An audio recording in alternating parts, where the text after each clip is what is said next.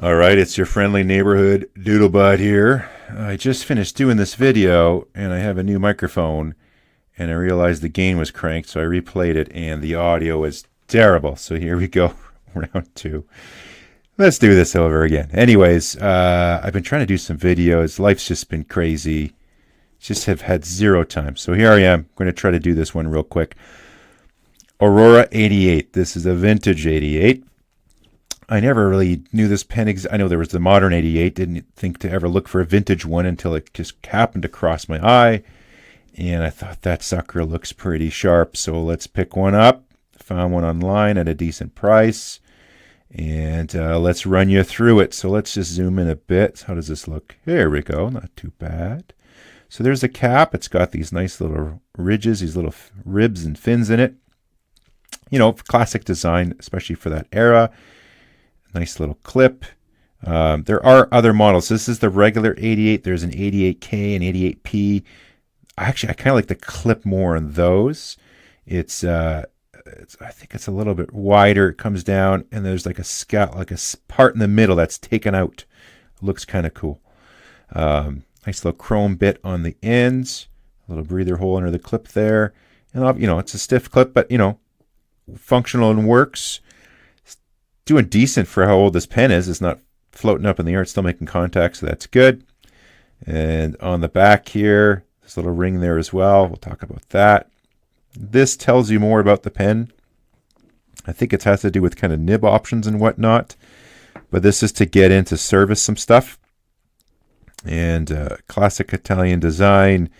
Around that time, you gotta like rip it to get it out. So there's a lot of pens where that's just missing, or you have to make one afterwards. Pop it off. We got a hooded nib. Aurora 88 logo. If it was the K or P, that's in that area as well. They're all serial numbered. There's, you know, I saw some. They like didn't want to show the serial number. I don't care. Here it is, 730-725. If you know what that means, as far as when this thing was made or something special, leave a note in the comments. Got an ink window because this is a piston filler. So let's turn her down. There goes the piston. Pull it back. I really like this amber color. That's definitely for that time. Actually, that reminds me more like maybe 60s or 70s or something. But I like that little amber kind of color. And if you notice, when I was turning my knob, it didn't come off. Normally it's, you know, on a Lamy, right? Nope. So Graham Mia pens, Steph there, he did a great video taking one of these suckers apart, servicing it, doing all this jazz up in here. So you can learn more about that mechanism. But that's kind of cool, piston filler, because every other piston filler, right, you pulls it back, you get separates, and you screw it back down, it pulls the piston up, and then it seats back down again, but that doesn't do that. So that's kind of interesting and unique. Got a ring here. Section just screws off. Okay. There we go. Inside.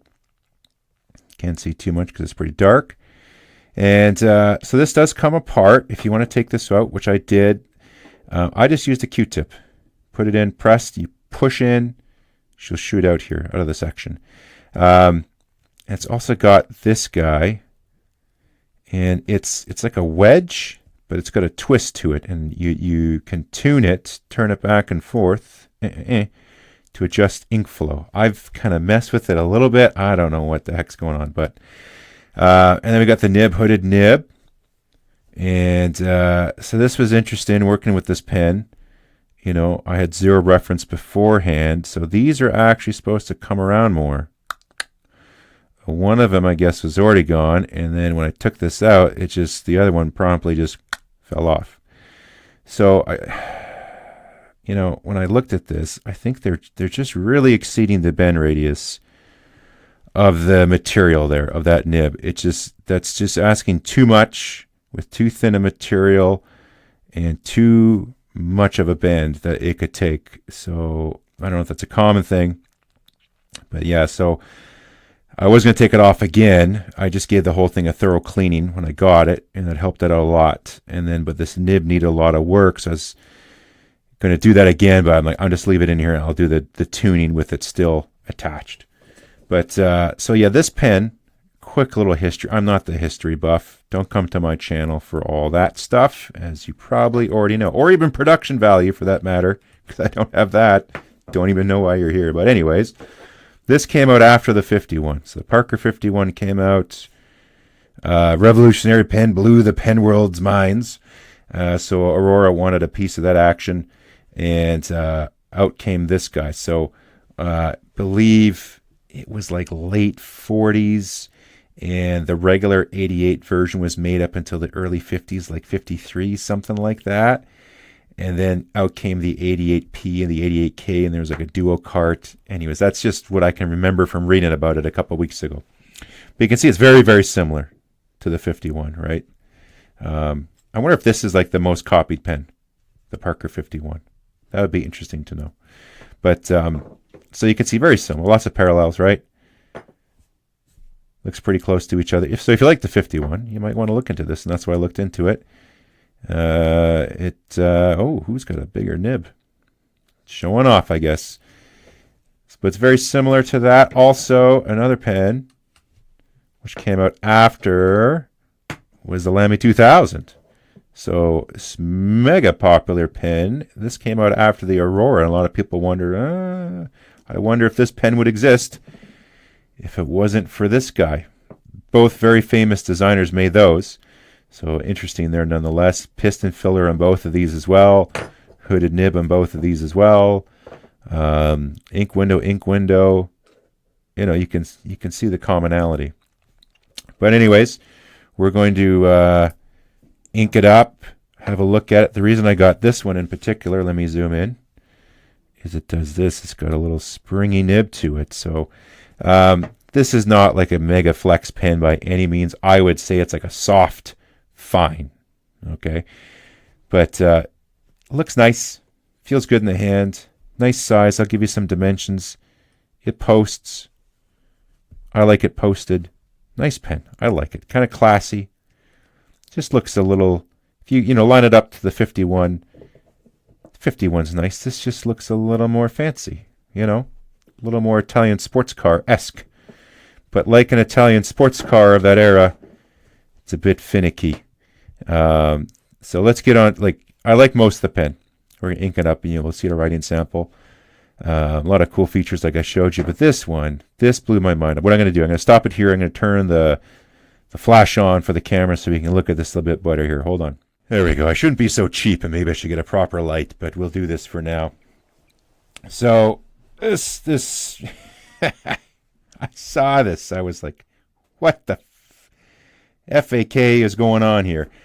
So I did a video all about pen caps, because this is a critical component. Yes, nib, ink delivery system, mission number 1. It's got it right. But your pen cap, however you're going to do it, comes on and off all the time. So you better do a good job of that. And so, okay, you got this here now on the Parker 51. Let's look into that. We got this little ring here. We got this cool little clutch mechanism, right? And I don't know if you can see that or not, but these little fins there, those little ridges, they're actually sprung, so they bend in, right? So it's slight, like a couple thousandths of an inch. But what that means is, so when you put it in, it's grabbing it, you push it in, it pushes it out. So there's a spring action holding this cap on. So it actually takes a little bit of force. You can see the stiction. Got to take it off, right? That's a good way to do it. The Lamy 2000. It's got these little ears on here. Same kind of concept. Springy. Very simple, but also effective. So what did they do here? Nothing. Just straight metal on metal. Just jam it in there and just grind out your own path. So I don't know how well that held up new, but what do you think's going to happen over time? So it gets a little, loosey-goosey. It is smart that they have this on the back, so when you post it, it's going to grab on that instead of the body. The 51, that mechanism is known to, put a few little micro scratches. I don't know if you can see that, if it's picking it up. You can get a few little micro scratches if you post a lot. So that's a good idea. But this came out after the 51. So they had the opportunity to look at this and go, oh, that's a good idea. We should do that too. But they did nothing. Unless there's supposed to be something in here. I've looked and looked and looked, and I can't find anything anywhere that talks about some type of piece that goes inside there to properly secure the cap to the pen. So unless, I got screwed and that wasn't in my cap, I've looked and looked and there's nothing in there. So yeah, it gets kind of loose. And so, how do you fix it? You just, you give it a squeeze, which is ridiculous. It holds a little better, right? But then you're out of round, so you get gaps around it. Like that's just... So that did kind of blow my mind. But then I thought about, wait a second, Italy, that time, lots of, Italian sports cars in that era were beautiful, but you're damned if you can get that sucker to run properly all the time. So, that's part of the gig, I guess. But I was pretty blown away that nothing was done to hold that. There's no mechanism, no positive mechanism to hold it on there. So that for me is just the biggest downfall of this pen. But other than that, she looks good. We're going to weigh it and just compare it, do a writing sample. I also had to tune this nib up quite a bit. And, well, here, let me turn the light off. Okay, there we go. So when I first got it, I saw the writing sample supplied by the seller. It looked great. But these tines were just pushing so hard together. I went to adjust it, and the second they separate, they just crossed over like that. That should not happen. You should be able to have a little bit of a gap running down there. You should be able to take like a feeler gauge, a shim, like a 1 thou, thou and a half, maybe 2 thou. Start at the back here, and just run her down. And it'll be a little looser there, but it should slide. This thing, it would just jam. You'd have to fight to pull it out. Even a thousandth of an inch, it was too tight. So that I had to tweak that. But you can imagine what that's like. These giant things with this teeny nib. I was in there just trying to just get it. It felt like I was trying to, I don't know, circumcise a hamster or something. Just not working. But anyways, I think I got it going okay. I haven't tried it since I've adjusted that nib, so we're going to find out together if I totally bunged it up or if she's writing real good now. So let's move on and put some ink in it, check it out a little bit more. Okay, so I got the calipers out here. I just thought, let's just look at them really quick, just as a reference. So they're all pretty darn close to each other size-wise. I'm going to take the caps off. We'll look at that. Okay, caps are off, and you can see they're all pretty close to each other in length. The Parker looks, a touch longer, looks like the longest of the bunch, but they're all pretty close to each other. So if you like the Lamy 2000 or the Parker 51, you're probably going to like the Aurora 88. And I'll post it really quick as well. Okay, and there we are posted. So you can see it's a little shorter now. So that cap's just posting a little deeper than the others. But we're all in the ballpark. Okay, let's check out some diameters. The main body, 11 3/4. Section tapers, where you kind of hold it, 11-ish. That's for the 88. Let's try against the Lamy. So, main body, a little juicier there. Got some thickness. And, again, depending where you grab it. So, section's about the same. The Lamy gets a little more chunk to it. Parker 51. Let's try that. About the same in the body. And that's funny. I thought the 88 was bigger. It felt like it, but section's a touch more on the 88. It just looks, when I look at it, it just seems a little wider, but maybe it's just the optical. Let me measure it one more time just in case. I don't know. I'm not convinced. There's a little taper to it, a little 12-ish. They're pretty darn close to each other. So anyways, there we are for dimension-wise. Let's weigh them. Okay. 22 grams for the 88, the 51, 20 and a half, so they're pretty close. I think this is a bit more. Yeah, 26 and a half. So there you go. Okay, she's inked. She's ready to go. I'm nervous to see how this works. Figured Aurora pen. Might as well use Aurora ink. Let's not waste paper. I was testing Majestic Blue. Let's test out the 88. All right, there we go. It's always tough trying to get an angle on this stuff. All right, here we go. So, there we go. Oh, that feels much better. This is the Aurora 88. Oh, she's got flow now. Yeah, that's this. Wow. I didn't even have my loop, so I was doing this all just with my bare eyeballs. Turned out all right. So, yeah, much smoother. She was pretty scratchy before. It's still not perfect. It's not too bad. For now, checking with that with a loop. Let's see how she springs. My favorite flexi word.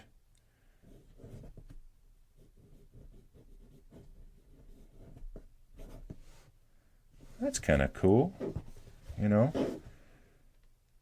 Got some flair to it. You know, my comparing that to my Parker 140. You know, this isn't as much. Here, let me pause it. Let me go get it. Okay, we're gonna have a little competition here. Before I do that, actually, I thought I'd mention this really quick. So, I believe this is correct. Correct me if I'm wrong. Wouldn't be the first, won't be the last time that I'm wrong. But the body is like celluloid. The knob here and the sectioner ebonite. Now, when I first got the pen, here's a picture. So the knob, like in the picture when I first purchased it, seemed like the same color, but when I got it, it was this gray-brown color. So I did a little work to the pen. I didn't put a ton of effort in, but there's the after. And, you know, so now it's almost all the same color. I could have done a little bit better job. There it is there. You can see still there a little bit. Now, it was just a quick, crude job I did with like 2,000-3,000 sand grit paper, wet sanded it, and just had some polish. I polished it up. You could spend 30-45 minutes easy properly doing this, but I just wanted to see if that was going to come out, and it did. So I might spend a little more time just to make it a little bit nicer there. So, but let's get back to the comparison. So, you know, I love this guy, but she's a bit small. Like it's a teeny little pen. But here we go. Give me a second. I got to line this up. Okay, here we go. It's so tough to write through a camera, I tell you. All right. So what, I don't know, what should we write? Flexi?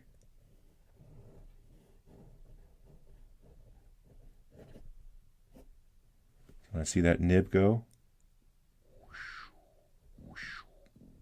I do my own sound effects.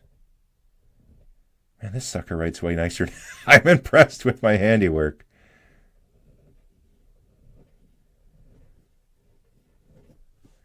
You know, it writes a nice fine line, but it can also go juicy, right? So this writes really well now. I can see why people like them. All right, let's try the, whoops, bumped it. The 140. Here it comes. So I'll do the same thing over here.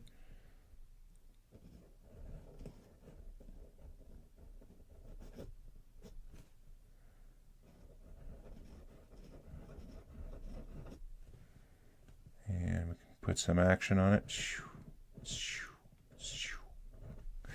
I'm still making the sounds. Regular fine line, and you can also get a little juicy with it. Should we do a side by side?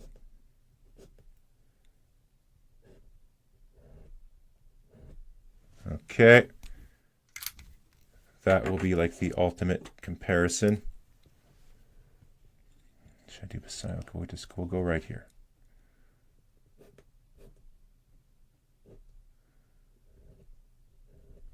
Let's get close.